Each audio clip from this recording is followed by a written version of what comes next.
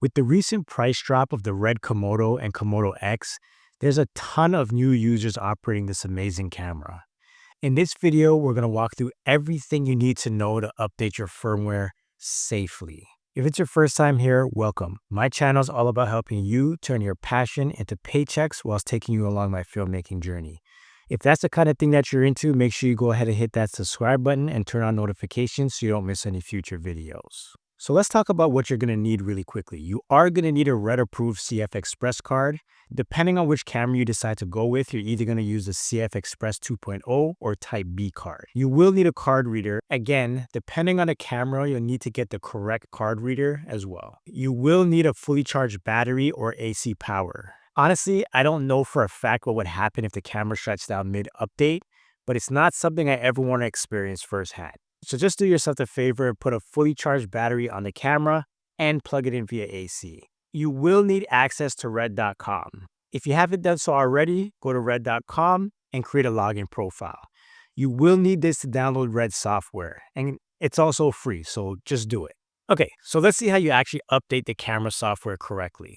The first step is that you're going to want to go and download the firmware. So when you go to RED.com's official support page, you're going to choose your KOMODO X and download the latest firmware version. I recommend having it download straight to your download folder so you can find it easily. Depending on your computer, it may download in a zip file. Just double-click and extract it. The next thing you want to do is format your CF Express card. Please do not skip this step. The card needs to be formatted in order for everything to work properly. You can do this one of two ways. Inside the camera menu, go to Menu, Media, then Format. This is the way that I personally recommend formatting your card every single time, just because it's absolutely foolproof. Or you can format it using your computer with exFAT. If you're not completely aware of how to format using this method, honestly, just don't do it. You cannot, I repeat, cannot just drop your files into your recycling bin and delete them. This will corrupt your card. Now we need to transfer the firmware file over to your formatted CF Express card. So after you unzip the firmware package, place the .upgrade file directly into the root of your CF Express card. Now it's important to note that the root means that there is no additional folders. So everything should be gone. I think maybe 2 files are remaining. You drag that .upgrade file directly onto the card. Do not put it in any other folders or anything.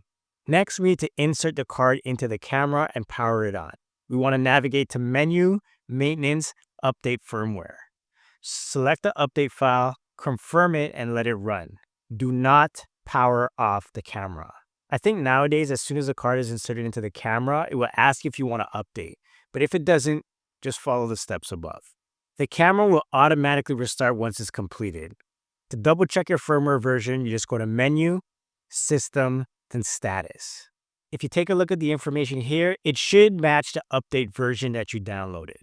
So here's a few things to look at if it doesn't go as smoothly as expected.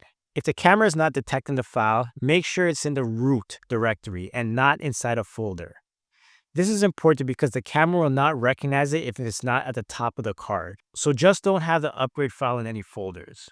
If the file is still not recognized, try reformatting the card, re-downloading the update, and use a different card reader. So I've never experienced this happening before, but this would be the basic troubleshooting methods you should take. If the update fails again or is stuck in power cycle, I think at this point you should just contact RED support. But trust me, it probably should not happen. If you follow the steps prior, you should be A-okay. So a couple key things to remember is to always double check the power and file placement before starting the update. I remember a few weeks ago, I was maybe 2 update versions behind and I went to a shoot.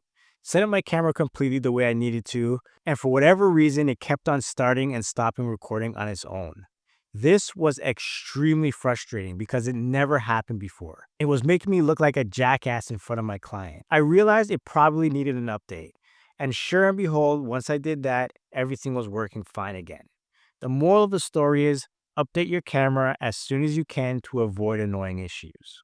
Real quick, if you're serious about taking your filmmaking to the next level, I want to personally invite you to join Filmmaker Pro. It's my complete online course where I break down everything I've learned building a six-figure production business, from camera settings to lighting to pricing your services and landing high-paying clients. And right now, you can get it for 60% off, making it $279. If you've been watching endless YouTube tutorials but you still feel stuck, this is the shortcut that you've been looking for.